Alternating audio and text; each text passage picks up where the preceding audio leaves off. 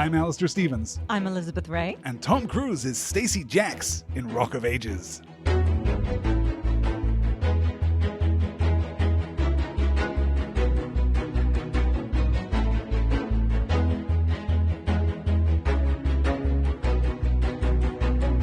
Amount of stage setting for this week's episode, because Rock of Ages doesn't necessarily amount to very much, but it occurs in such a weird point in Tom Cruise's career, at such a weird point in his filmography. It has this weirdly insubstantial legacy. I feel like it is both simultaneously completely forgotten and absolutely a stain on Cruise's career, who is perhaps the person who deserves it the least. And of course, we have to observe the formality here, which is that there is no chance that we are going to cover any other movie in this month's bonus episode than Mamma Mia. Oh. It has to happen, doesn't it? You think so? I don't know. I know our patrons. Well, Skipa mentioned in the chat maybe doing This Is Spinal Tap, which makes a lot of sense to me. That would be much better. And I was thinking of Chicago, because Catherine Zeta-Jones is actually there. That would be slightly better than... It's not a jukebox musical. No, for sure. And you know what?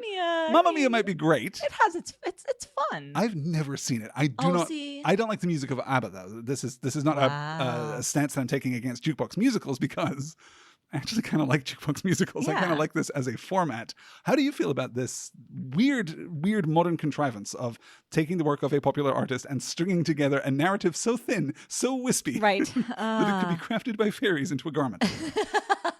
In theory, I think the idea is interesting, and the challenge as a writer is interesting.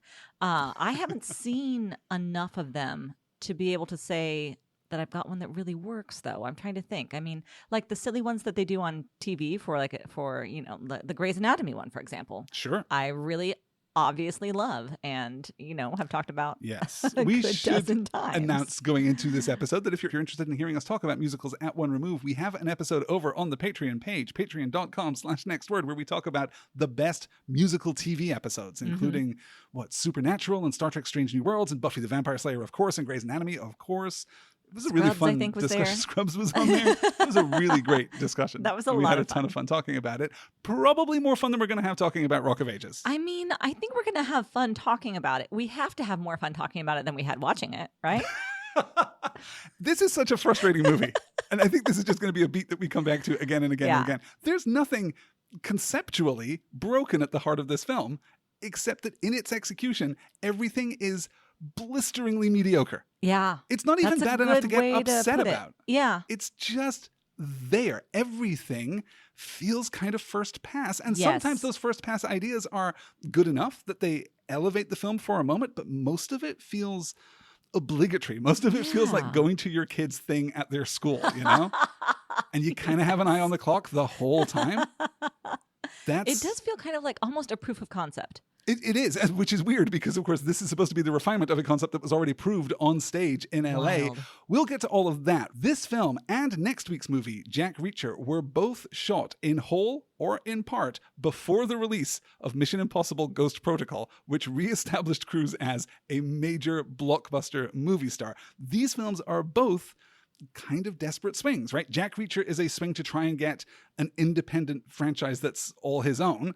And Rock of Ages is very much continuing the tradition of Tropic Thunder stunt casting. I think he's wildly better in this film than he is in Tropic Thunder. Yeah. Not only is this film better than Tropic Thunder, but I think that Cruise might legitimately be the best thing about this film.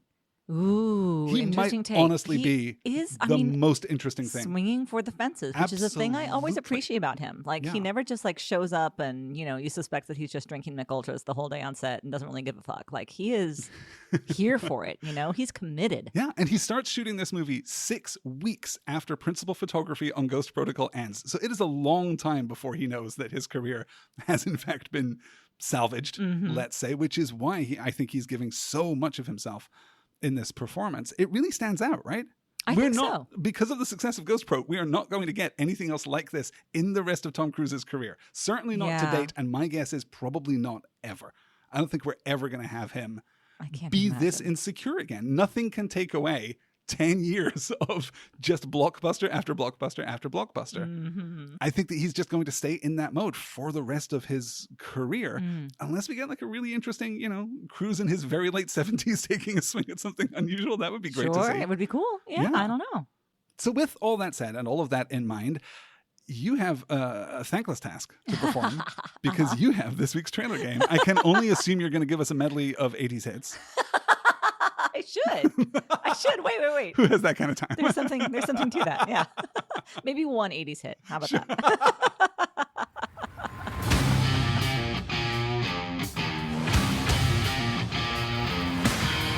This summer, Tom Cruise is Stacee Jaxx, a rock musician who spews sexy. Catherine Zeta-Jones is the buttoned-up Republican who wants to take him down in every way.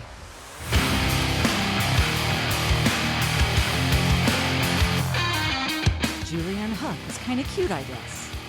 Diego Boneta sucks.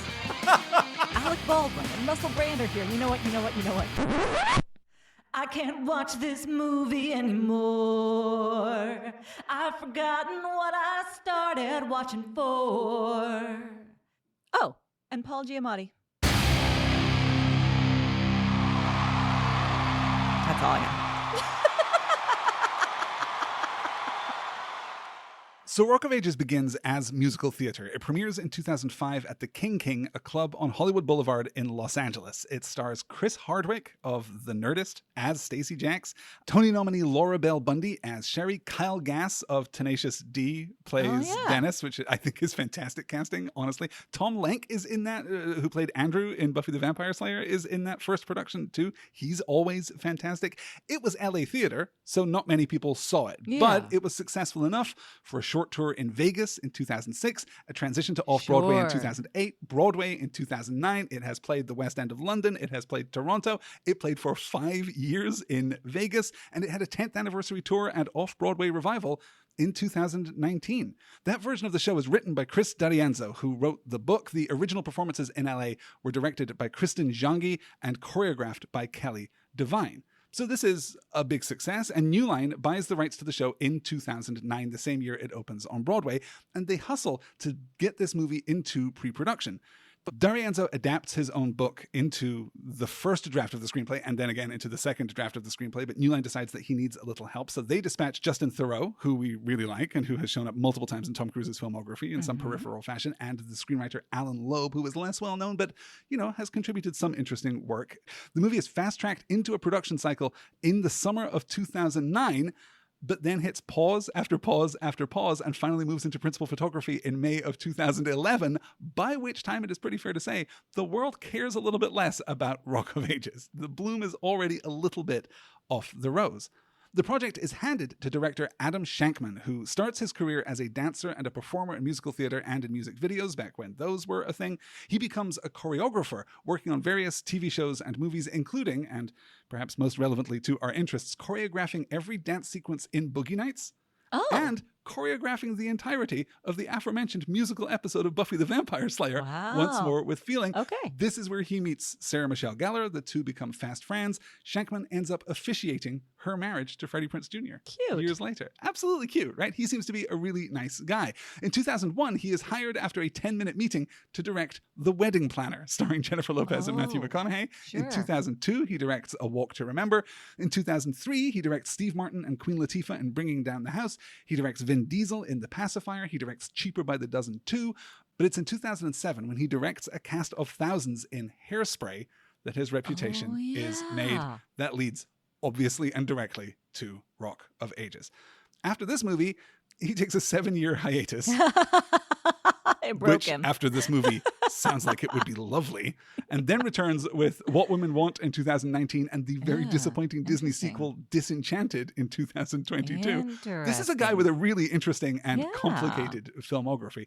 Just last year, he directed 2 episodes of Only Murders in the Building. That is his most recent work. And I think you can feel a physicality through this film. It's extremely choreographed. Yeah, definitely. In every way that word can be applied to a film. It feels very orchestrated, very engineered, very architected in its way. It maybe feels a little artificial because of that, a little flat. Yes, it because does it is so feel like a painstakingly filmed stage play. Yeah. Yeah. And of course, it's leveraging what seems to be, particularly for D'Arienzo, a genuine love of this kind of music, we should probably talk about this, Elizabeth. What's your relationship with 80s hair metal, 80s rock, as this movie insists on calling it? I don't love it. Okay. I appreciate it sometimes, like as a needle drop, like throughout Supernatural. I thought it was fun. I always love when Don't Stop Believin' comes on the radio and I sing every word, but mostly not a fan. Like, don't have any of it on vinyl except somehow Meatloaf, because I got drunk one night and ordered that online, and now the kids love it. Yeah. Well, Meatloaf very much like a precursor to this particular, because this is such a narrow sliver of a genre that was, much more varied and interesting. I think there is a real problem with this film in that basically every song sounds the same. Yes. And that's not the fault of like hair metal. That is the fault of, it's the fault primarily, I think, of some really anemic arranging that's going on. This is like some really, Glee standard. Yes, I was definitely reminded of Glee. Here. Yeah, well, and it's hard to escape that because it feels not particularly cinematic, I guess. Yeah, like all of these, like the musicals that they've been filming live on CBS the last few years. I never saw any of those, but I imagine that they feel similar. Well, and that, of course, gets us to Julianne Hough, the star of the show here, because she comes up through exactly that kind of very accessible mid-market musical television that happens throughout the 2000s. She's, I do think, kind of an interesting choice for the very specific point in her career where she intersects with Rock of Ages. She's born in 1988 in Utah. She begins dancing competitively at a very young age, but when her Republican Mormon parents divorce in the late 1990s, she, along with her brother, is sent to London and left in the care of her dance coaches. That's just her life for a few years. And she keeps trying other things. She's quite the hustler. Her first screen credit is unnamed Hogwarts student in the first Harry Potter movie. Wild. She's still in London when they're filming that. Okay. But it's really Dancing with the Stars that makes her name. Yeah. That's how I think everybody knows her name. She is cast or recruited, press ganged into the fourth season of that show, which she wins. She then also wins season 5. She, I think, is injured out in season 6 because of an emergency appendectomy that she has to have because of a diagnosed endometriosis. But she comes back and there's a whole narrative built around it. And now she and her brother basically live in that studio, seems to be what's happening. They come back as guest judges, they come back as regular judges, they come back for special one-off appearances. I thought she was one of the dancers. I just assumed because her name is so linked to it. I just thought that she was one of the people who teaches the, D-list celebrities how to dance. But I guess it turns out she was a D-list celebrity. And then kind of parlayed that into, I think, legitimate B-list status for at least a few years. Yeah. In 2008, after winning Dancing with the Stars twice, she releases a solo pop record, which doesn't really make an impact, but does mean that she gets to go on tour with Brad Paisley and with Jewel, which would have been a show for sure. Okay. In 2010, she has a small role in Burlesque, a movie that obviously has a lot of shared DNA here with that Rock would of be Ages. Another good comp, I think. Absolutely. For another movie to watch. Oh, yeah, for the bonus episode? Yeah, for the bonus. We're trying to do anything not to watch Mamma Mia. That's what's happening right here. In 2011, she plays Ariel in the remake of Footloose, though by the time that movie is released to general indifference, she has already been cast in and completed principal photography for Rock of Ages. After this, she is in Grease Live. She hosts the Miss USA pageant. She appears in a bunch of wholesome family programming for Disney, mostly oriented around dance. But really, it's just season after season of Dancing with the Stars. She keeps trying other things, but they keep pulling her back in. What do you make of Julianne Hough in this film? What do you make of Sherry? I think she's totally fine. I am not moved by her. She can hit the high notes, but there's not a lot of power there, which I guess is okay because I don't always love the just like screaming Carrie Underwood powerhouse ballad songs. I've never really been one for that. But I mean, it's such a boring part. It's a really boring part. All of the parts are boring. So boring that the film just kind of loses track of her for like a full half hour. It is only barely and only from a distance Sherry's story. Yeah. It's really much more Stacee Jaxx's story. From like, in terms of like classical narrative, like formalist narrative, who has the most to lose, who has the most to gain, like who is in the crucible here? Yeah. Like, to an extent, everybody, but not really. Really, it's focused on Stacee Jaxx, and there's a reason I think that character is. And he has the most interesting arc, too. She doesn't really arc at all. Oh, no, she tries sex work and does not like it. Or does like it. It's ambiguous. It doesn't really matter. Because the film refuses to make a judgment on literally anything. Yeah. The film will not take a stand on... it did take a stand on boy bands. In the most like snide and indifferent kind of way. Yes. Yeah. And of course, there is an irony to that because in theory... this should be in part about the end of an era. There were so many times where I think the movie could have taken like an interesting turn or grabbed onto something that was just like a more interesting way to pursue this narrative. And instead, it just did like such surface level work. Well, that's really the problem, I think, is that it's not a piece of historical fiction. Like, it's not about LA in this era. It's not about the Bourbon Room. It's not about God knows any of the bands. None of the bands that actually perform this music are name checked. Sure. And instead we get this weird, this timeless quality that leaves it inert. It leaves it like with nowhere to go narratively, because nothing can ever change in this timeless little bubble. Sure. And for all that we're gesturing toward the future, we're gesturing toward, the boy band apocalypse. Like, we're not actually going to move toward that in a meaningful way. So we're not interrogating the actual historical record of what happened in LA during this period and what this music meant to people, right? Even the music is robbed of its power because it's completely devoid of context. It is rendered it's just in this people, all the extras in their bandanas with their fingers up, and that's basically it. Why do we rock? Because we rock. Why do we rock? Because we rock. To rock is kind of a self-completing philosophy here. Yeah. You're so right. And there's nothing underneath it, which is dispiriting, because some of this music is still, even in this film, some of this music still kicks ass. Not much of it, honestly, but I defy you not to get fired up with Don't Stop Believing, because of course that song is... It's an unstoppable jam. Yeah, like begrudgingly, I have to concede that it is one of the all-time great songs. You know, I think the opening rendition of Paradise City, the first time that we hear Stacee Jaxx, long before we see him, I think is absolutely fantastic. And there are moments in these songs that cannot be squelched by this, somewhat lackluster, somewhat anemic arrangement.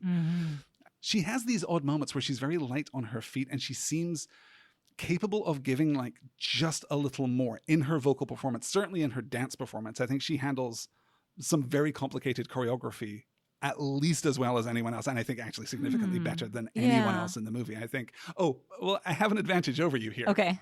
You sat down and watched the very chaste PG-13 theatrical cut of this film. I did. I indulged the only myself. one Amazon gave me, and I just wasn't paying attention. I was like, yes, this one, play. I indulged myself in the 15-minute longer R-rated cut, which I have to tell you adds almost nothing of consequence. Yeah, It's mostly just extra tags on scenes. It's really nothing good, but it does add one whole song, which I'll discuss when we get there, between Sherry and Stacee Jaxx in the Venus room, in the Venus Lounge, in the strip club, which is... Wow, how'd he get there? Probably he just stops by. I'm sorry I asked that. The charming, wide-eyed naivete of that question. You're so right. We had a scene transition, and then he was there. Like, I think the intro to that scene is literary Mary J. Blige saying, Stacey, haven't seen you in a while. Yep. See anything you like? And that's the entirety of the motivation that we need to get into another musical number. Let's talk. I should mention, like, for the timeline here, Julianne Hough is 23 when she makes this film. She's extremely young, although maybe feels older in a weird way. Hard to say. 23 seems about right to me, I think. How old is the kid, the Diego guy? 21 when he shoots He this. seems like a baby, He really is a baby. Diego Boneta, is born in Mexico City in 1990. He is a citizen of Mexico, Spain, and the United States. That's cool. And has grown up all over the place. He comes through reality TV and children's telenovelas in Mexico, and then has a run as a hot boy in America. He's in Pretty Little Liars and the reboot of 90210 in 2010. I can see that. He's the leading boy in Mean Girls 2 in 2011. All right. And that gets him Rock of Ages. Adam Shankman loves this kid. Most of the promotional material that you can find on Rock of Ages from a contemporary perspective is Adam Shankman glowingly describing Diego Boneta and talking about what a future this kid has. He literally says, quote, he's the next big thing, the next Zac Efron, the next Channing Tatum, end quote. Sorry, which, Diego. Arrested Development narrator voice, he wasn't. Yeah. That doesn't stop him, though, from continuing to find work in TV and film, most notably in the series Scream Queens in 2015. And as of this recording, he's in the middle of a really interesting renaissance because of his work in a Mexican TV miniseries called Who Killed Him, in which he plays the lead role. That was released earlier this year, and people are starting to talk about him again for the first time in years. And 21 in Rock of Ages. He's pretty. He's a pretty kid. I think he's maybe. Yeah. I'm never very interested by pretty boys, unfortunately. But yeah, he was so milquetoast to me and so like yeah, the most talented guy in your high school musical program, like just not doing it for me. I don't know. Is giving that again, I think moments. I think there are moments when this film, despite itself, kind of succeeds. And I think that there are moments in his particularly diegetically on stage performances, right? When he's not playing this soulful kid who does just this G-shucks hero guy, but when he's like leaning into his rock persona diegetically, where he kind of works actually, and kind of has a presence. Yeah, that's maybe what I like him most. I think there's maybe an argument to be made that neither he nor Julianne Hough are ever better than on stage during the last number where they're singing "Don't Stop Believing," when they're brought out in front of this stadium crowd, because they're both leaning into the performative aspect of their characters. They seem to, I don't know, just work more convincingly. They're not trying to emote. They're not trying to give me any depth or complexity there. Yes. So maybe the low bar benefits everyone. Let's continue our way through the cast. Catherine Zeta-Jones is, I mean, just one of the most beautiful people who has ever lived. Undeniable. Yeah, completely agree. Unbelievably attractive woman. And just, I think kind of great in this film, even though she's given less than nothing to do. Everything she is asked to do makes her character worse. But somehow she's still Catherine Zeta-Jones about it, right? Yeah. Well, when she shows up at the end in like her hot moto leather, whatever the hell, like, holy shit. Her weird, like Berlin punk leather fetish gear. Yeah. So weird, but okay. Weird, but not hot, honestly. Yep.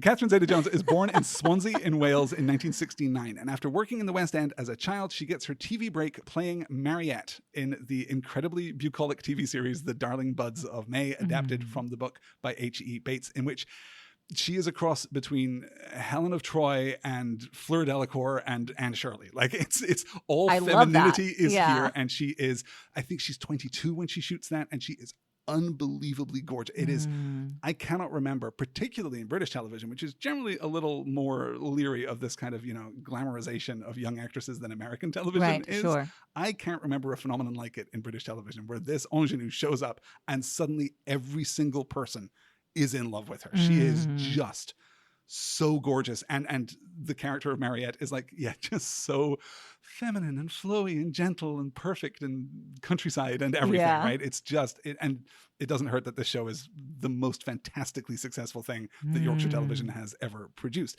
So naturally, she takes all that momentum and skips like 3 stages in her career by moving immediately to LA and working with George Lucas on the Young Indiana Jones Chronicles and in Splitting Heirs with Eric Idle and Rick Moranis. Oh, I don't know that These projects do not work out terribly well for her. So she goes back to Britain and enlists herself in prestige TV. She's in an adaptation of Thomas Hardy's Return of the Native. She's in a biopic of Catherine the Great. And then by 1996, she's ready again for Hollywood. She's in The Phantom with Billy Zane. Oh, yeah. If you remember that I remember movie. that a little bit. But most importantly, she's in The Mask of Zorro with Antonio Banderas. That's the first thing I ever saw her in, and she blew my mind. And I also just assumed she was Spanish, like Antonio Banderas, for so long. It took me forever before I was like, Welsh? Are you sure? It's such an interesting thing. Her coloring is so weird that she can play anything. Yeah.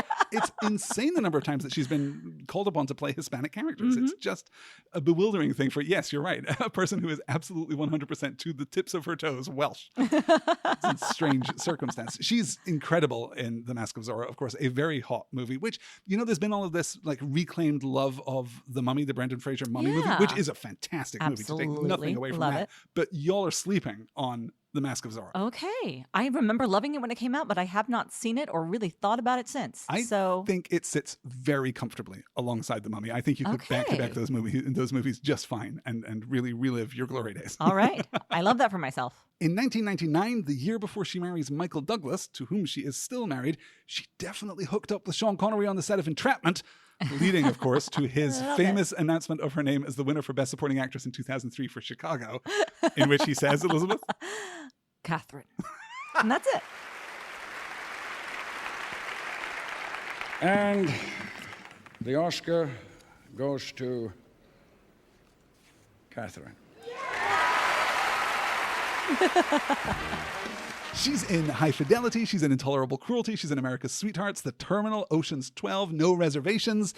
And then by Rock of Ages, she is kind of transitioning out of the hottest part of her career, perhaps, into a less successful but more sustainable version of her on-screen persona. Her last movie is in 2016, but she's been working in television a lot since then, including Did you know that there was a National Treasure TV show in which Catherine Zeta-Jones is a lead character? No, It was I did released not. in 2022.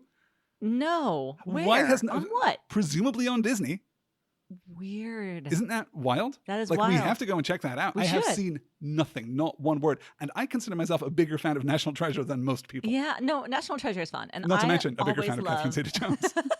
Well, and I always love to have things that we can watch with the kids. There are so Absolutely, few, and I can't yeah. just keep watching Julia Eats Everything. You know? Strong recommendation. The link is in the show notes. Julia Eats Everything from the good folks at Or Delish. Tries Everything, maybe? Anyway, it's great. I forget which one it is. Either way. Yeah. How do you feel about Catherine Zeta-Jones? No, as I said, I think that she's incredibly beautiful. She was so striking immediately. She was such a powerhouse in Chicago. And That really is a performance that comes God. out of nowhere. Yeah. Too. Like, nothing in her career suggests that she is capable of that. I was not prepared. Yeah. That was The world amazing. was not. No. Yeah, I think that whole cast kind of gobsmacked a lot Absolutely. of us. Yeah, I think that's fair. And of course, entrapment was formative. And I don't know. How's that? Say more I on that. don't know. I made me want to be a spy. What? Made you want to get real close to lasers. Or a cat burglar, I guess. Not Yeah. a spy. Yeah. I'll note here that Alec Baldwin, of course, appears in this film in a prominent role, but we're going to have the opportunity to talk about him in not one, but two upcoming Mission Impossible movies. So we'll keep his bio for those episodes, perhaps most importantly, because I think he's not very good in this film.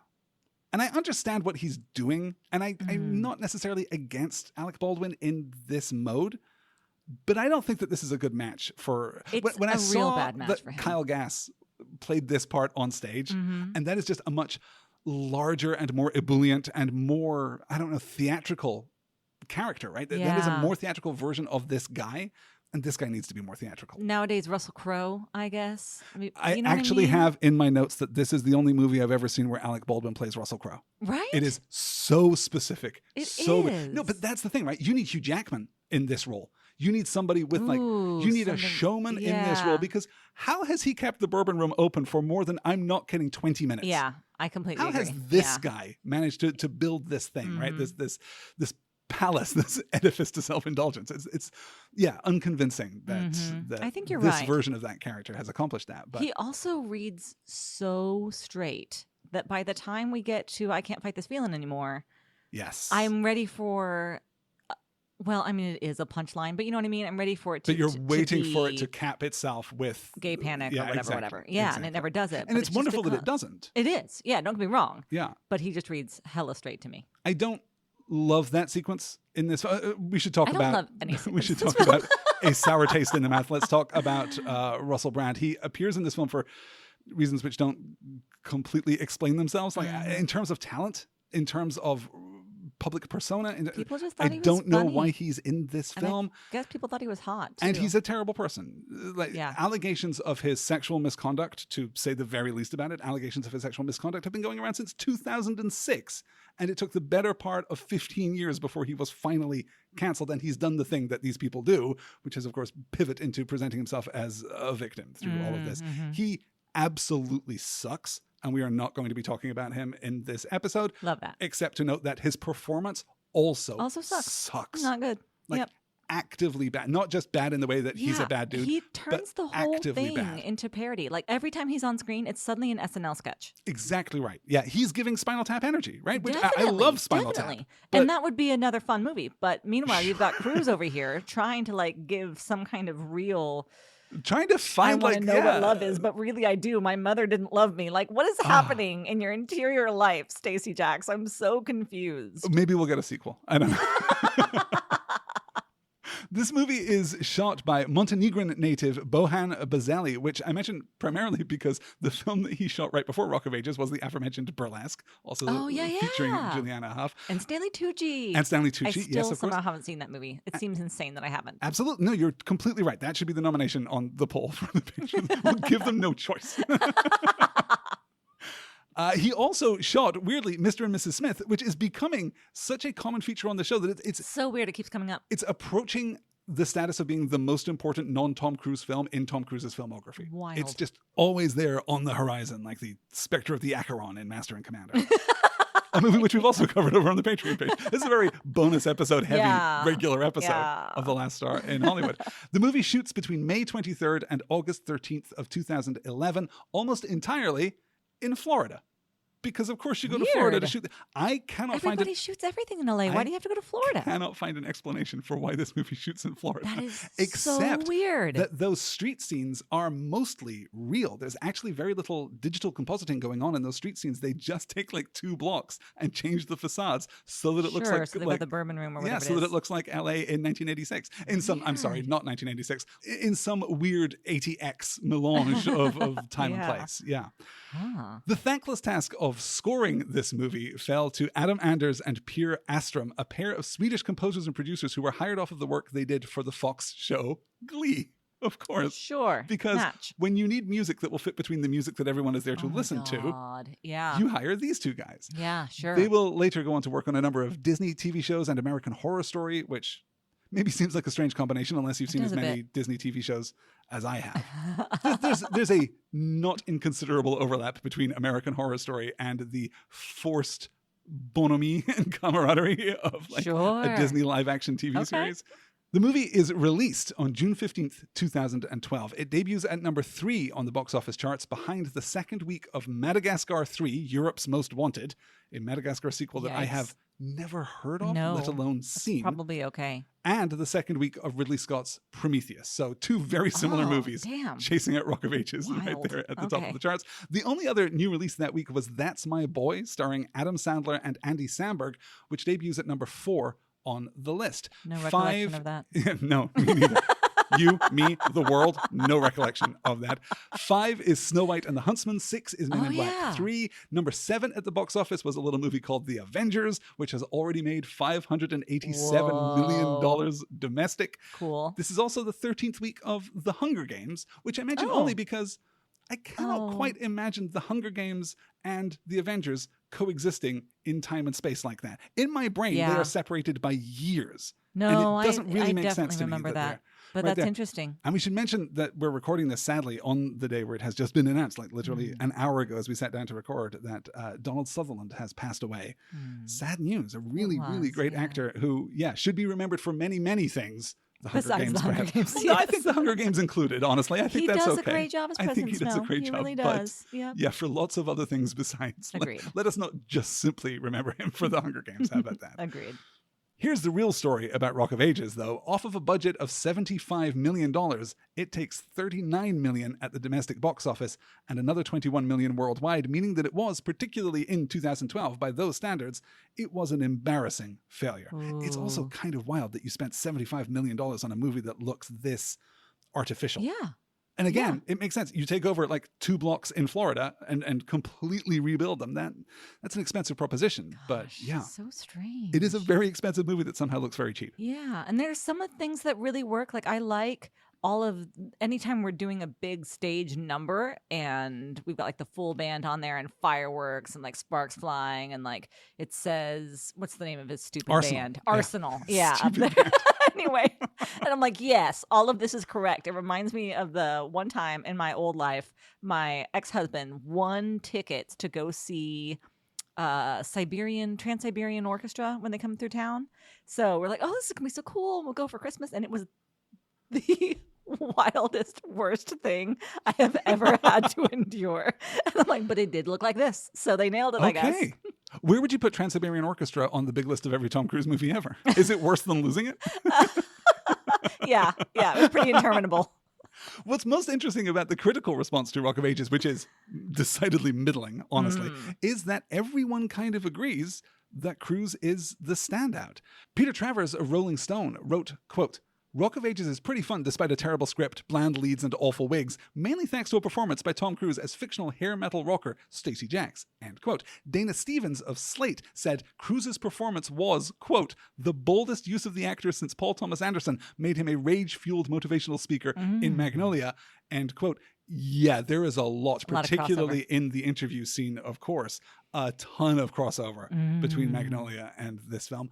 Though I do think that Stacee Jaxx is a more interesting character, wildly, Definitely. and is more developed and less internally deplorable. complex. Yeah, definitely. Chris D'Arienzo, the original writer, gives perhaps the most succinct encapsulation of the movie, despite the fact that he claims never to have seen it. Speaking to those bastions of good taste and journalistic integrity at BuzzFeed in 2017, he said, quote, "Instead of coming from the point of view of, I'm going to validate this and elevate it, they embraced the kitsch and just made it more kitschy. They made it more silly and more goofy. Not that our show isn't silly or goofy, but it's always from a point of view of, this is really good. And if you don't like Warrant's cherry pie, then you're a fucking dick because it's good. And we're going to show you why it's good." End quote. Which, Thank you, BuzzFeed. I haven't seen Rock of Ages, the stage show, but I can imagine coming in with that point of view. I can imagine acknowledging this stuff is kind of stupid, but it also rules. As someone who has spent the better part of a year doing a Tom Cruise podcast, I'm familiar with that perspective. But it's absolutely true that there's no argument being formulated by this film. There's no real point of view being expressed by this film. It is really by the numbers in terms of its production. And that blandness, that hollowness is ultimately, I think, what robs it of any I would any totally real agree. power, right? It's very hollow. The whole thing is really candy floss. So we're going to move into our breakdown of the plot here, but much like the film, that breakdown of the plot is going to consist of, and then they sing this song. Song to song. That's really all it is. Yeah. So before we do that, are there any general thoughts that you have on staging, set decoration, on the lighting? Is there anything about this film that stands out that you feel ought to be commended or criticized? I would like to hear your thoughts on the choreography in particular. I hated the choreography. I have a note that "Hit Me With Your Best Shot" with Catherine Zeta-Jones in that church is the worst choreography I have ever seen. That it is was the painful. low point, for sure. Right? I think that is the worst and really the least defensible number in the entire production. The one I found amusing was "I Want to Know What Love Is," where they're like basically fucking on the pool table. We're going to talk about that kind of when we interesting and funny, and I don't know. I'm really on the fence because I think there is an argument that could be made that is legitimately very good, that it is legitimately very funny, that it is legitimately poised, that it is a performance by two characters, both of whom want something in that moment. Yeah. We see two simultaneous character arcs through the movement of that song. It is the moment that it felt most like a musical, and least like a review. Yeah, exactly, right. That's a really great way of putting it. I think that is a really. I'm not completely convinced. I also think it could be terribly, terribly bad. I would need to watch it again. Sure, but certainly that's the one that struck me the most. And I will admit, very charmed in the first 5 minutes or so, because I think the opening is really strong. Yeah, I think that getting Cruise, identifiably Tom Cruise, right? We should mention that he spent up to 5 hours a day taking singing lessons and practicing for this role. He was really committed. Shankman is concerned during the pre-production that he is just going to blow his voice out and ruin it. No and he just consistently says, no, I know what I'm doing. I'm talking to the right people. I'm doing the things that I'm supposed to be doing. I'm resting when I'm not singing. I just really want to commit and do this. Every person on this production talks about how Cruise really integrated himself into the ensemble. He did not want to be the star. He did not want to exist outside of everyone else. He would really hang out and just perform and play with everyone, which I think is what gives him an unusual degree of chemistry with both Malin Ackerman and with Julianne Hough, right? I think he's kind of present in those moments in a way that Cruise is often not terribly present. That's really interesting. Wow. I love that. So we open with that great rendition of Paradise City, a song that is not easy to sing. We should probably mention that throughout this film, Stacee Jaxx is modeled primarily on Axl Rose, right? It's really one-to-one. I have no idea how it looks on the stage show version of that character, but this movie version, this Tom Cruise movie version, is really like 90% Axl Rose of Guns N' Roses, right? A lot of the physicality, a lot of the vocal affectations, even, his weird etherealness that can also collapse into sudden vulgarity and violence, right? Like, that's very Axl Rose in this period too. See, I just don't know enough about that kind of music or like the personalities associated with it. Like if you gave me a lineup of people I should absolutely definitely know who they are and what band they're with, I'm gonna mix those up. Like it's gonna be a lot of mistake. Them are pretty interchangeable, honestly. I guess. So we open with Paradise City, and then we move into, a fairly conventional, but really quite sweet and good-hearted intro to Sherry. And we get ensemble singing, which is a thing that I always kind of like. We get the breaking up of the lyrics across these multiple characters. We get these glimpses into other people's lives, which kind of works for me. The film identifies itself as taking place in 1987, which we take with a grain of salt because the timeline is a little deliberately blurred. It takes place in this timeless place beyond rock and roll, whatever. And we are introduced to this young woman going from Tulsa, Oklahoma, all the way to Los Angeles. We get the people on the bus. We get the sex workers when she gets to LA, which is kind of cute. We get the staff of the Bourbon Room. We just kind of move into this, what is effectively an expositional medley, but kind of works in terms of character. I'm in at this point. It doesn't take long for me to fall out, but I'm in at this point as we move through. Sister Christian by Night Ranger, a song that I only know slightly. Had never heard. This Must Be Paradise by David Lee Roth, of course, and Nothing But a Good Time by Poison. Poison kind of bringing the heavy hitters to this soundtrack, I think. I'm grateful for their presence here, even though Poison's not a band that I particularly love. I will say that. But anything except more Foreigner on this soundtrack. Thank you. So we're introduced to basically everybody. We're introduced to this fantastic set. This is, for me, where the money shows up in the film. Is the Bourbon set? The Bourbon Room set. That I agree. Main set is the production design in there is really good. So fantastic, so complex, so rich, so constantly stuffed with people. Yeah. Shooting that set must have been incredibly challenging. Sure. Yeah, I imagine so. We get the hoodlum straight from Central Casting stealing Sherry's case. This will not be terribly significant as we move forward. Drew rushes to the rescue, but the only thing that he can do is offer her a job. And then we're at the bar, and we get some comic misgendering of two people with long hair. Right. And then a joke about Michael Jackson's skin color. Yeah. And if you're wondering where I fall out of the film, it's right there. Yeah. It's those two stupid ass jokes back to back, 5 minutes into the movie. It's all the wilder because Jackson had died 3 years before this movie came out. 2 years before this movie's in principal photography, and people thought that was a fun joke to include. In general, between the music and the humor, it just feels like such a very specific kind of boomer movie. Absolutely. And I just can't get excited about that. You're completely right. And this, I think, is this is the dark side of theater kid energy, right? A thing which we profess to love here on the podcast. We love theater kid energy, but this is what happens when it becomes insular. This is what happens when there's no adults nearby saying, no, don't know. We need a guide rail. We need some standards. We need some dignity. It's just surprising though that they brought in Justin Theroux, that they bring in, who was the other guy who said Adam whatever? Loeb, yeah.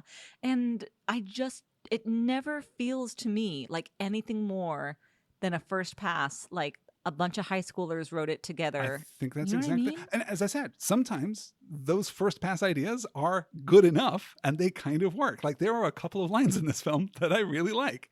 But generally, everything feels like it could be polished. Everything feels like it could be tightened. Everything feels like it could be just more than obligatory, which is what it is now. It is just every moment in this film is an excuse to get us to the next song, all of which will be played in full, like we're trying to pad the running time. Say what you will about Glee, but Glee knew when to cut a third verse and an extra chorus. It would tighten those songs up so that you got the punch. Yeah. I do not need this much. Again, I'm just going to rag on Foreigner, I guess. I don't need this much specifically Foreigner. Pat Benatar can also take a walk as far as I'm concerned, but we'll get to those songs as we move through it. So and this is, I think, is also where the extended cut just feels heavier than it needs to, because we circle back to so many of these points. We just get these incidental little tags on scenes or tiny little moments of motivation cleared up in a way that always takes forever. I'll call those out as we get to them. We do get this great moment with Alec Baldwin, with Dennis, where he turns out to be a dive bar Sherlock Holmes, where he just completely identifies and diagnoses Sherry's deal. That's kind of cute. Yeah, that was kind of cute, sure. But he gives her the job anyway, despite the fact that she is a singer, because we are told the band Arsenal is breaking up and Stacee Jaxx is about to go solo. And here's a real question. Over how many days does this film take place? That's a great question. These two fall irrevocably in love. I mean, they're ready to jump off the Hollywood sign together and end it all if needs be. And I think it's maybe 48 hours of time. If maybe 3 days. He gets a line where he says, when we met last night. Right? Which I thought that was the same night, firstly, sir.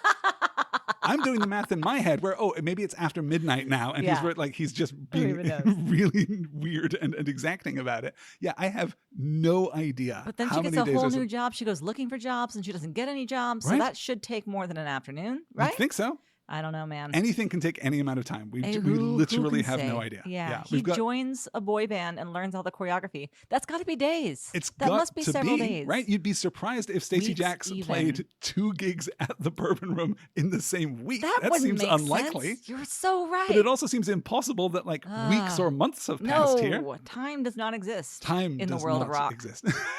I think I have a t-shirt that says exactly that. And if I don't, I'm going to make one.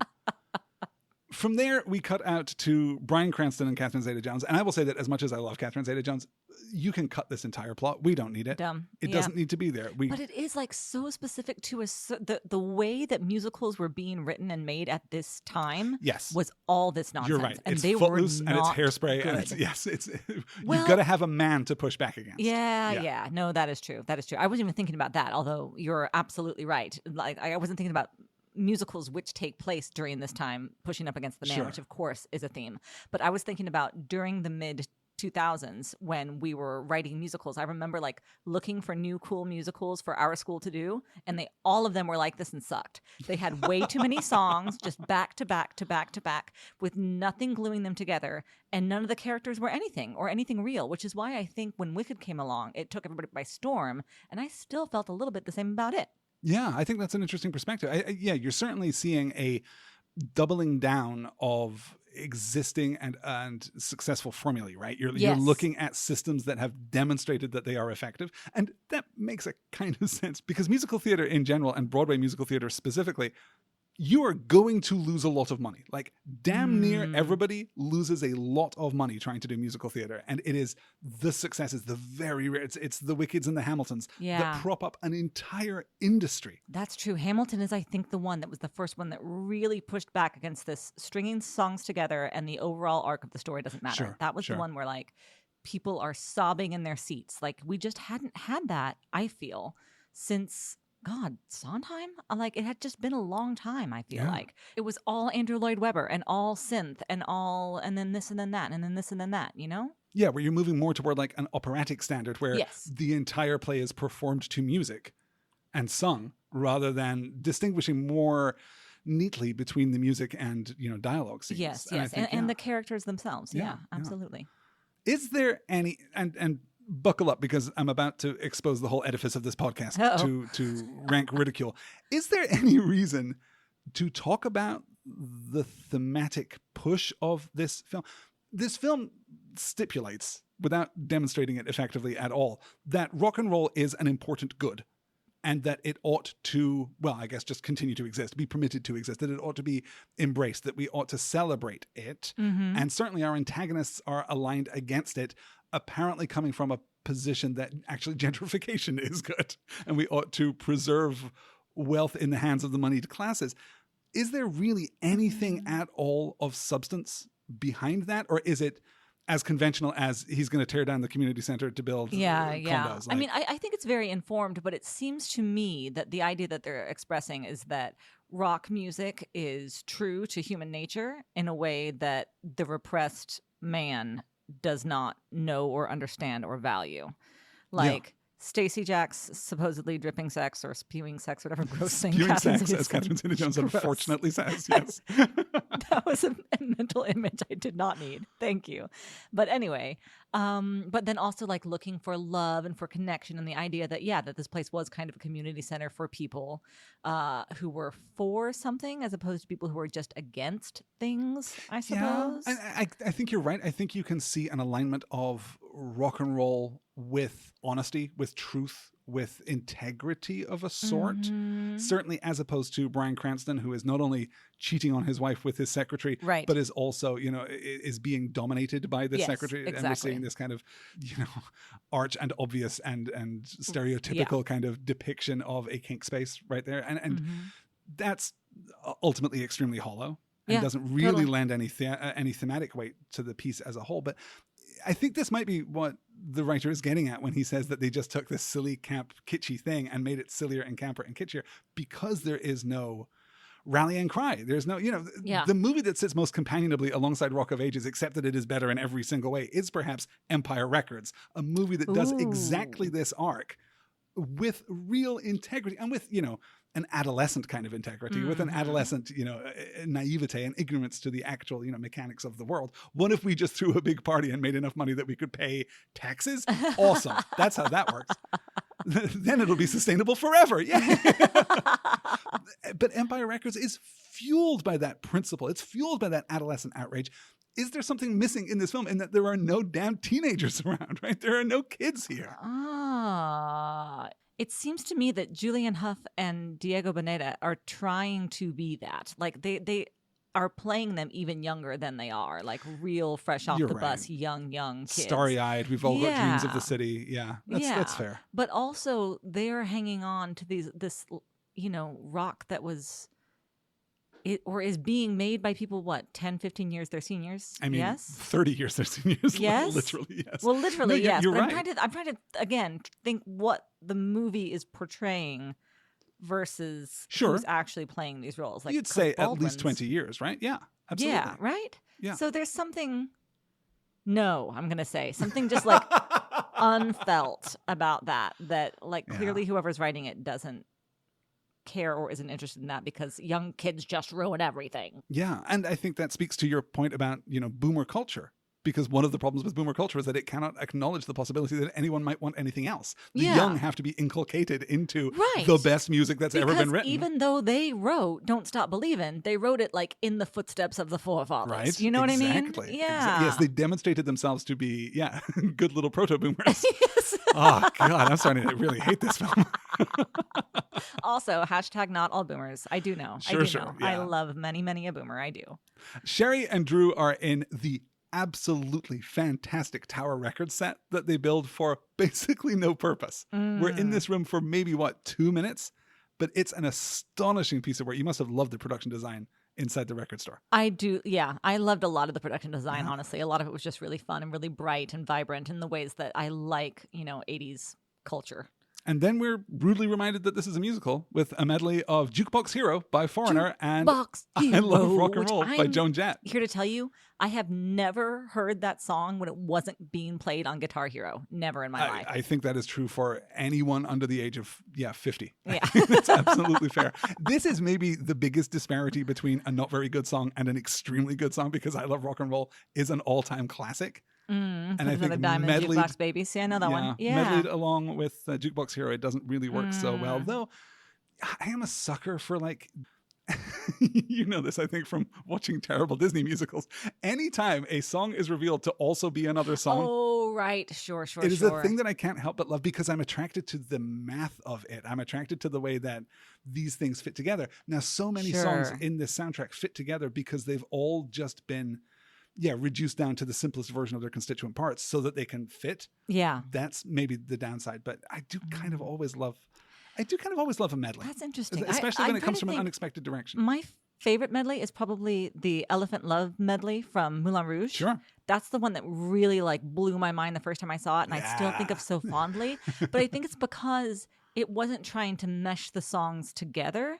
It was just seamlessly moving from song to song. And then really, you're talking about how Glee finds the punch of that song. It did the same thing as what's the best part of this though? Let's do that part. Yeah, I think that maybe is... I think I like that maybe better. Well, I mean, that is absolutely fantastic. Yeah, it takes a very different approach. You're right. Just a much more creative, a more ambitious approach to that kind of arrangement. I do think that maybe I like the medleys in this movie primarily because then I'm not just stuck listening to one song. And these are not complex songs, even at their best, right? It's verse, chorus, screechy guitar bridge, verse, chorus, and you're out. That's all you got to do. So it's nice maybe that the medley just mixes it up and gives me something unexpected because unlike you, I do know I think almost all of the songs on the soundtrack. I think that is what it's supposed to do. You're supposed to just be thrilled when they play the next song that you haven't heard in a while. Yeah, exactly. Right. We do this at the bar a lot. We've been playing a lot of Pandora on random stations. We had a Sheryl Crow station and a Nico Case station and a Sugar Ray station, and people are like, oh my god, I haven't heard this particular song since I was in high school. Yeah, yeah. That's a time and capsule sometimes it's really fun. It's just oh my god. The other night, Dido, White Flag was playing. We're all what year did this come out? I'm like, I'm pretty sure I was in junior high. No. And anyway, it was fun. Well, that's a weird one too, because it stuck around for so long. Exactly. That song was in the popular culture for maybe 4 years? But it was much later than I remembered in my head. Really? Because and I was thinking about, Dido, that was, she did the opening song for that Alien movie that I used to watch on, you know what I mean? I don't know, or Alien show. Anyway, somebody's like, I know what she's talking about out there. Anyway. That person is not me. But that can be a lot of fun, just like having that shared memory of something being awesome. This is part of our, you're right, here we go again, another bonus episode that we just did recently where we talked about summer jams and all-time summer jams from 1991? 1991 to 2024, yeah. And there's something really fun, but like, oh my God, whoop, there it is. I haven't thought about that in a million years, but there it is in my brain and it'll live there forever. Yeah. I think you're right. And this does not, I think, really manifest any kind of positive sense of nostalgia. I don't think that by making it timeless, we're not even given the ability to, remember when music was great. I'm not getting that from this film at all. And I do kind of remember when this music was great. I kind of, I was very, very young at the time and came to all of this like much later. It was the mid-90s before I was listening to many of these bands. Sure. But by that point, I was able to romanticize it is really what I'm saying, right? Like it's definitely. not really understanding what this was like, what LA was like in 87, but it's having that feeling of, oh my God, but it would have been cool. It would have been cool to go to the Bourbon Room and hang out with Slash. Like that would have been amazing. Anyway. I have a question for you. Do you like the joke that we get here where Patricia looks dead into the camera and says, if we so much as find a hair on an olive, and then we give the hardest cut in the entire movie to the underrated Chico, who is so great in this film. Chico is great, even though I think that the show's depiction of him is racist, but yes. I'm wondering exactly the same thing. No. Yeah. I mean, it's when they say, Jesus, when did you get here? It's like, that Chico, Jesus is my brother. Sucks. That sucks. Fuck you. That Get sucks. that out Get of it here. out. Yeah. Yeah. That is exactly bad high school theater. Someone thinks that's a really funny joke. But you don't like the very hard cut there? It felt just no, not really. It felt just more intentional than most of the editing in the film, because most of the editing is so soupy. Most of it is just so like it was fade good out on this editing. and fade in on that. It carried as an almost visual joke because of the edit. Sure. It offered us juxtaposition for maybe the first time in this entire film. Right? Although that's really interesting, right? Because there is like an active kind of there is an ongoing Kuleshov effect that's happening here. Ooh, that's telling us that by the juxtaposition of images, we are led to believe that this music rules, even though there's nothing about the music itself which demonstrates that it rules. Sure. Again, we're back to Russian formalism here on the Next Word podcast. This is the point where we're losing our minds. That's here. Okay. I can already tell. We've got a long way to go. Perfect. We introduce the brilliant, the fantastic, the untouchable Paul Giamatti as Paul, the unimaginatively named Paul, Stacey's manager. He's just terrific in this He's one. Great. Yeah, start to finish, perfectly cast. Absolutely. No notes. Yeah. And there's a restraint here that even after hearing Stacee Jaxx over the opening studio logos for the film, it's almost 22 minutes before we see Cruz emerge from this. With the weird, the weird codpiece. Crotch. Yes. Yeah, so strange. It doesn't make a great first impression. No. I'll say that. It took me a long time to warm up to what Cruz was doing in the movie. Yeah, I think to the extent that his pad? This is like his place? I think so, yeah. That was or cool. Some hotel suite that he's just taken over completely, yeah. It was kind of cool, like production design speaking. Yeah. So you also feel that this is not the immediate and intense experience of Stacee Jaxx that you would want. No, I wish that we had seen him singing Paradise City. Yeah, I kind of feel the same way. I don't know. Even if it's not right there in the opening number, I can understand why you would want to hold him back. I would have held him back longer. I don't need this scene with him and Paul Giamatti. I need him when he shows up to the Bourbon Room for the first time and Dennis sees him. That's when he should be revealed, because that is crazy. Like that's such a great entrance. And I think you can... Yeah, I think you can cut this. I don't think that there's any real discipline happening here in terms of building an expectation from the audience, you know? And then this really is the worst part of the movie, because this is where we cut out to the church. We perform Hit Me With Your Best Shot by Pat Benatar, which is, just not very good. But also we foreshadow the twist so hard in this sequence. Yeah, so hard. That it loses any kind of narrative push. There's no surprise at all when it is revealed that Patricia and Stacey know each other. Yeah. Like, it's so mismanaged. Agreed. Drew and Sherry, meanwhile, get ready for their date because it's clearly the night they met / the following night / later that week / several years later. This is where they duet on Waiting for a Girl Like You by Foreigner, which I'm going to stipulate here terrible. sucks. Sucks. A bad song, right? Yeah. I did not know that I didn't like Foreigner. I had never spent enough time thinking about Foreigner to have arrived at any kind of consensus on their body of work, and they suck. We get 3 Foreigner songs in the first hour of this movie, and that is too many. Yeah, I think that's fair to say. Because they, more so than any of the other music, and I think they all sound the same. Synthy, right? They are, yeah. Yeah, I never liked the synthy thing. If you are a Foreigner lover, a Foreigner defender, then please by all means get in touch and let me know what I should listen to change my erroneous opinions. But god damn, it is not Waiting for a Girl Like You, I'll tell you that much. At the Hollywood sign, they talk about their dreams of making it in the City of Angels. And this is where we get the first edition of the extended cut. And it's hard to defend this one. It really is. Because while they are talking here, Drew closes his eyes and we slow fade into Julianne Hough in a little skimpy white negligee and panties, just dancing around for like a minute and a half. And it's where he's just like lusting after her and we're in his POV. We're not even just in his POV as much as we are just in his imagination. This is not really happening. He's just, this is him falling in love with her, is her sexy dancing. No. And sexy asterisk dancing asterisk. Like it's a lot of writhing, and Julianne Hough is obviously an incredibly attractive young woman, yes, but not sexy. This movie way too apple pie. Defiantly isn't sexy, which I think is even an interesting choice. Because I think it would be so hard to make this movie sexy without making it gross. Yep. And they made the choice to make it safe. And for once in my life, I'm going to argue that might have been the right choice. Yeah. I think maybe making this a little bit sexier would have made it really unpleasant. Like uncomfortable. Yeah, right? Yeah. You have to live in this like weird world where actually these two are going to dance together and we're going to behave as though that is sex. We're going to behave as though they have just fucked each other royally on this pool table. Weird. But not really. But not even close. Everybody's still got their clothes on. Yeah. Yeah. So it's going to be this. So we're getting something like, you know, the emotional expression of sex through music, which is, again, borderline. We're within striking distance of an interesting thematic idea there that we are not going to explore. You're so smart. I love doing this with you. Drew then performs his acoustic version of Don't Stop Believing. Okay, good joke. This is a properly good joke where he's singing it and he stops and it says it just goes on and on and on. Yeah. That is I think he should have just said, and it goes on. I think the and on and on and on maybe was too much. But I'm not saying you couldn't sweeten it in the writer's room. Yeah. But that's it. Basically, every joke should have been sweetened in the writer's room. Yes. But wasn't. I don't understand. Every moment of this film should have been fixed up workshop by people. Yes, you're absolutely right. Which is so weird when you're drawing from this, right?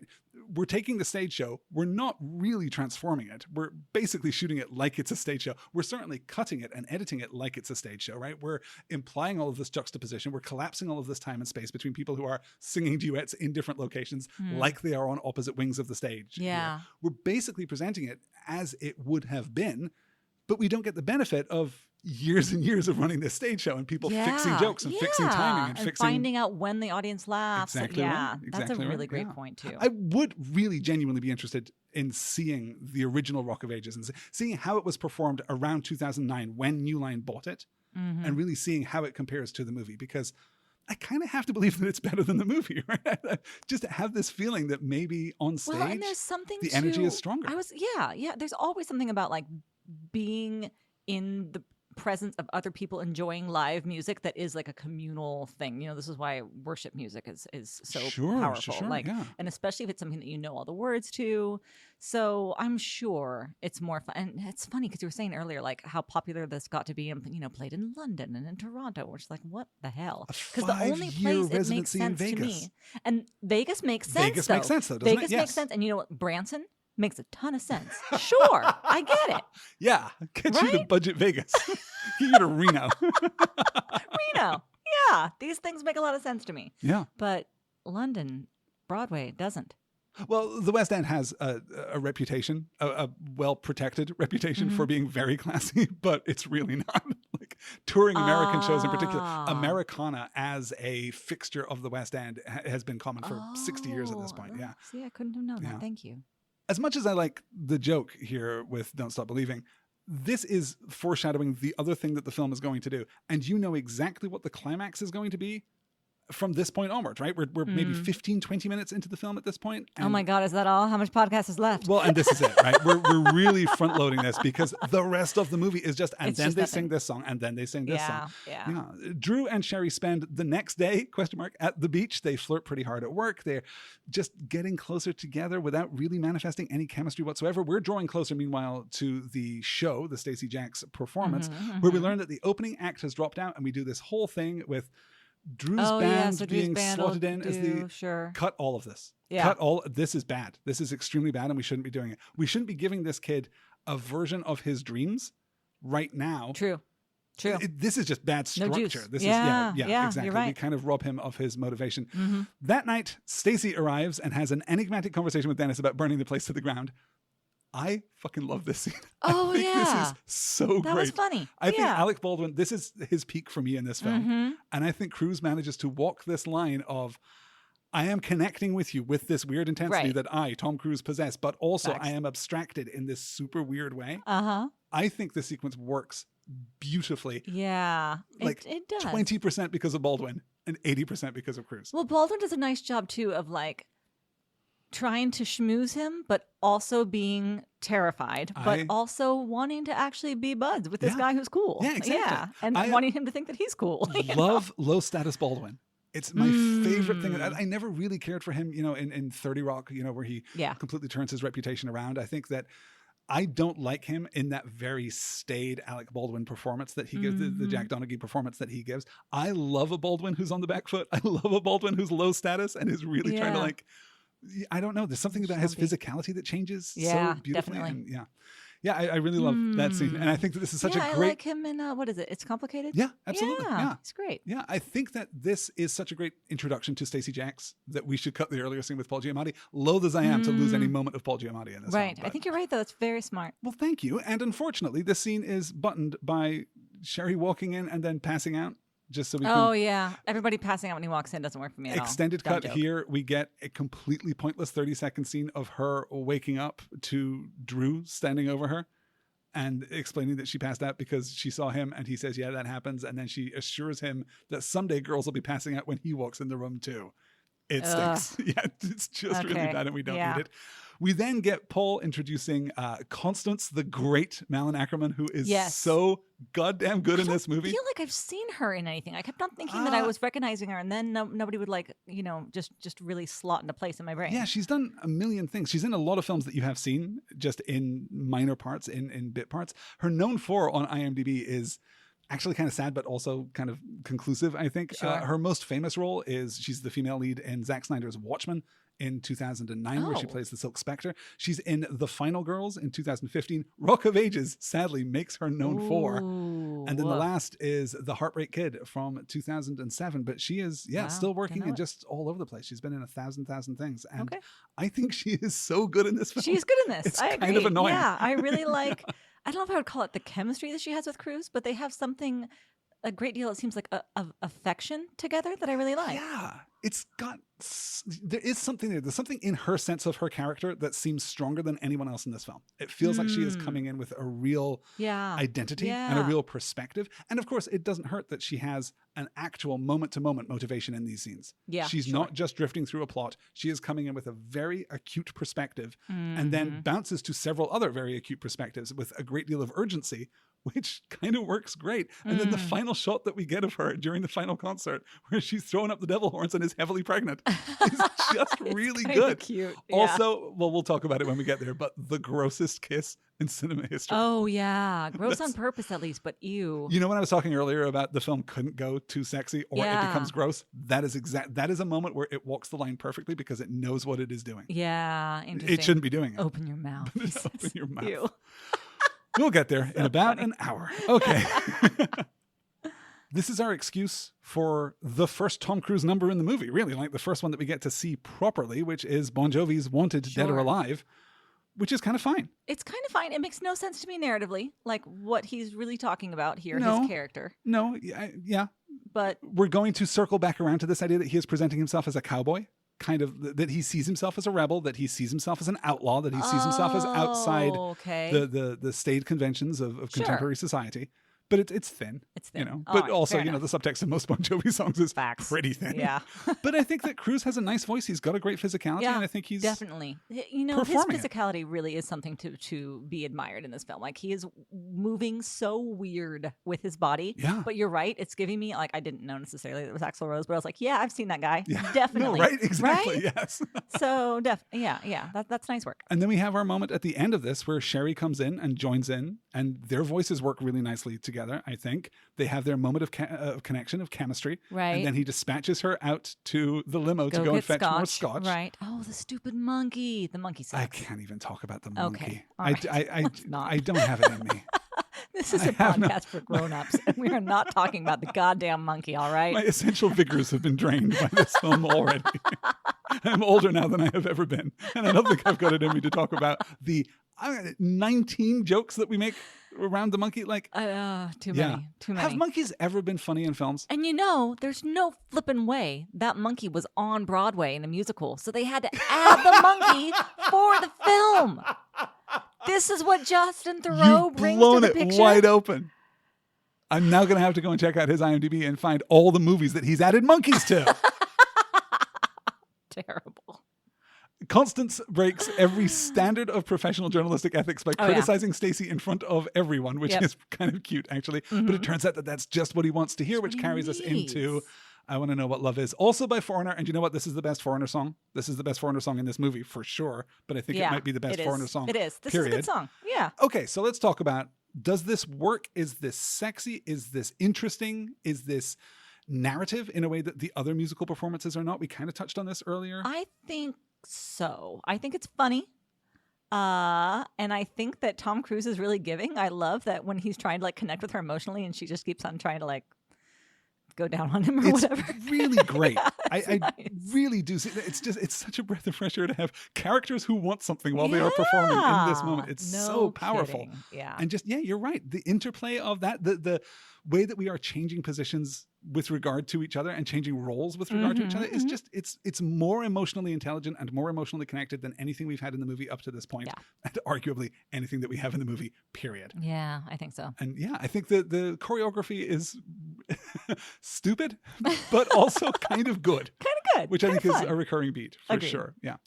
Constance suddenly remembers that she's a reporter and runs away just in time for Sherry to come in and shatter the decanter of whiskey so that Drew can see her coming out of the dressing room and think that she has just had sex with Stacee Jaxx in the, I'm not kidding, 45 seconds since they last saw each other. Yes. Then so weirdly puritanical. You're supposed to be rock and roll, kid. Are you rock and roll or aren't you? He's demonstrably not. Powerfully not. As you can tell by the fact that he goes on stage and performs I Want to Rock by Twisted Sister. Picking just the most base. This is where this is the jukebox musical facade breaking away. And just, we're literalizing our emotions now. Right, just too much. Yeah. Descending into melodrama in a way that has no texture to it. It's a fine enough performance. Fine enough. Kid's got a little bit of stagecraft. He's got, and as I said, I think he's better when he's on stage than when he's off. Agreed. Yeah. And definitely. certainly, there's something there. And there's still, this is a bad movie, but there's still an undeniable chemistry from having 400 people crammed into a sweaty room. Yeah. Responding to a song that is being performed. I think that's very true. That's just alchemical. They go out into the alley after performing that one song. That's the start of his career. I hope you know that. And they fight. And then Paul promises Drew something more lasting than love. Fame. And then we hard cut out to Stacey performing Pour Some Sugar on Me by Def Leppard. A song which is only about sex, it turns out. Did you not know? I didn't know because I never really thought about it. Oh, you thought it was about someone who wanted to be caramelized, lightly caramelized. No, I just didn't realize how filthy it was. It's filthy. I understood that sugar. Filthy. Pour some sugar on me, yes. I knew that sugar was like kisses, but when I heard the song, I was wee. So it just didn't occur to me how incredibly filthy and sexual that song was. But that was illuminative. It's kind of hot, and the performance is really good, right? And also it doesn't hurt that I like Def Leppard. I like Def Leppard more than I like most of the bands on this soundtrack. And I do think that Pour Some Sugar on Me is a classic because in part it is filthy. We get this unnecessary beat where Paul is taking all the money from Stacee's gig just to demonstrate that he's a real asshole so that we can feel good about him being sidelined at the end of the movie. And then we cut out to Sherry, who has quit the Bourbon Room, singing Harden My Heart by Quarterflash, which is a song that I had never heard before in my life. Yes. Yeah. This is Walking in the Rain before she gets hired by, those PG-13 strip clubs that they have all the way down Hollywood Boulevard? Totally. Yeah, absolutely. Yes. That's where we're about to work. No tops off. But is it a strip club then? This is simultaneously brilliant and rather upsetting because this is a fantastic moment that is also the Achilles heel of the film, which is, of course, Mary J. Blige. Just comes out. With her pipes. Oh my God. Burns this poor girl to the ground. Smoking crater in the street. It's just like, do I have to sing with her? I'm so sorry. It's tough. Mary J. Blige has nothing to do in this film, but she is fantastic every time she appears on screen. Show. She's amazing. Holy smokes. Yeah. I also really like the line I'm talking about, the odd joke here that works for me. As we go into the Venus Lounge, she has that joke, cognac, brandy. And Julianne says that she doesn't like to mix her liquors. And no, we're introducing the bartender, cognac, and asking for brandy. It's not a great look. It's not a great joke. Yeah, also, cognac and brandy are the same thing. It's not even mixing alcohols. If I write that joke, I don't, hang up my pen and punch my clock and I'm done for the day. But I feel pretty good about it. I certainly show it to you and then you make it better. Okay. You would have pointed out, those are the same liquors, sir. Get out. Mary J. Blige hires Sherry and sings Shadows of the Night by Pat Benatar, which is, again, pretty good. It's like we're doing something here. And I love, there's a really nice kind of distributed choreography in the okay, the strip club is really stupid. It's really, the idea of PG-13 strip clubs is a ridiculous thing. On its surface, like just weird. On its face, it's impossible to get past how dumb that is and how forced and unnatural it looks. Yes, but also how really talented and athletic all of those dancers are. And there's holy really smokes! Do you know how many takes they had to take? Choreography happening between the dancers that's completely disconnected from everyone else in the scene. Yes, it's like they are dancing with each other, even though they are physically separated by dozens of feet. It's a really, really interesting spatial layout there. And, that is interesting choreography. You're right. I think the choreography in general is not very good, but is occasionally quite. Yes, and you're right, not hot at all. but interesting and like good and athletic is what I keep going back to. Yeah, we lampshade here Patricia's relationship with Stacee. If you didn't get the foreshadowing the first time, we're going to circle through it again a lot harder the second time as she leads her moral crusade against the strip, and then we get something that kind of works for me. This is the ensemble cover of Here I Go Again by Whitesnake, which is a great song. That's really good. And this is where everyone is singing. Yeah, this was okay. Where we get Paul Giamatti singing. Yeah. And God bless that man. Delivers it perfectly adequately. Yeah. It's good. Not a voice, but does a sterling job there. I think that's really quite decent. After that, we get Lonnie and Dennis and their moment, their duet of I Can't Fight This Feeling by REO Speedwagon, which I do think would be a power move, right? There is a version of this film where that is a great moment, where that burns down the theater and people spill out into the street forever transformed by this moment of cinematic rapture. Like, I think there is a way in which that can be delivered, but it's not this, right? Yeah, not by these two guys. Yeah. I don't want these guys together. I think that Alec Baldwin can do better. You're right. He's also committing to it in the wrong way. So it feels like, I don't know. It doesn't feel sincere. It doesn't feel as sincere and transformative as it has to in order for it to work. It doesn't feel homophobic either, which is nice. No. And I do really like his delivery of, when he sends Chico away at the end of the scene and says, "Not right now, I'm falling in love." Like, that's pretty good. Yeah, it's true. I think he handles the dialogue better than the music. Yeah, and certainly better than any choreography. Yes. And Russell Brand is just terrible. Then we hard cut out. The movie finally gets some energy here because we hard cut out into Any Way You Want It by Journey. We're just doing another ensemble thing here. We undercut a weird perspective on strip club feminism here. The movie does not have anything to say about sex work, right? Like, not at all. Yeah. Even though it should. But we keep cutting back to Sherry and her paltry few dollars that she keeps fanning in her hands. Like, maybe there will someday be more than 6. Yes. When Mary J. Blige comes to give her cut from the night, and it's like $6. Like, what is happening? And all the dancers are walking out with like a comedic stack of bills. Yeah. But we're not really saying sex work is good. We're not saying anything at all, We're right? not really There saying is no anything. point being Well, made here. when she goes up to the Hollywood sign to talk to Drew, though, she's like, "Oh, you can tell how much I failed now because I'm working at a strip club." And he's like, "Well, I'm in a boy band," and then she says, "You're right, that's worse." Yeah. And I like that because at first I was like, "Excuse me, man." Yes. Being in a boy band worse than being a sex worker? Yes. One of those people has sold their dignity for sure. Particularly that boy band. Yeah. Yeah. No, and it's weird how completely he sells out. It's such an it's odd dumb. little character beat. Mm-hmm. Also, break up with that boy. And you know what? You've given us a shortcut. You've given us an exit ramp, and we are going to Thank take it. God. We're going to jump ahead. Let's. We do the part with Stacey being angry about the Rolling Stone interview when he fires Paul. Yeah. It's really good and rich and interesting that what he is mad about is the part that says that Paul took all the money from the bourbon room for the gig. Yep. That was an unexpected character turn because I genuinely thought that I knew how that scene was going to play out.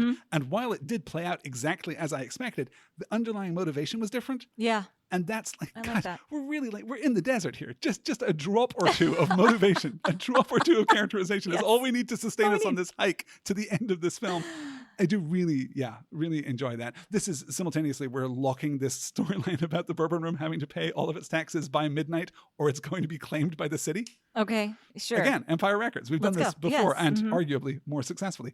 Sherry and Drew meet again, as you said, at the Hollywood sign. We have this laboriously long conversation. Then this is where we get the biggest addition to the extended cut. This is where we get the duet between Stacey and Sherry of Rock You Like a Hurricane in the Venus Lounge. Okay. Which is, it's basically the I Want to Know What Love Is sequence, but amped up. It's more sexualized.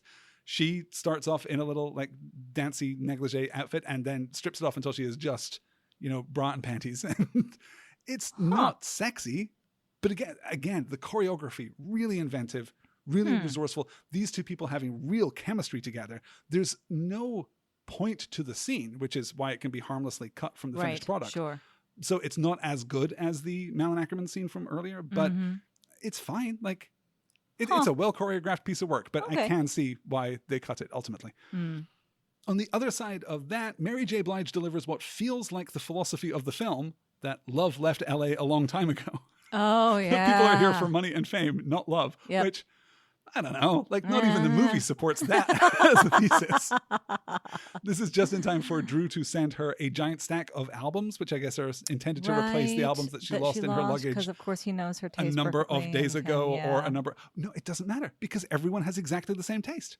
That's Rock true. music is monolithic. True. There You're is no right. dispute. There is no discord. Yes. Everybody likes everything. Yes. All bands are perfectly interchangeable, That including I do think is Arsenal, I guess. Including Arsenal. The weird band, so prominent in this film for a band that basically does not exist and doesn't appear on screen. Yeah.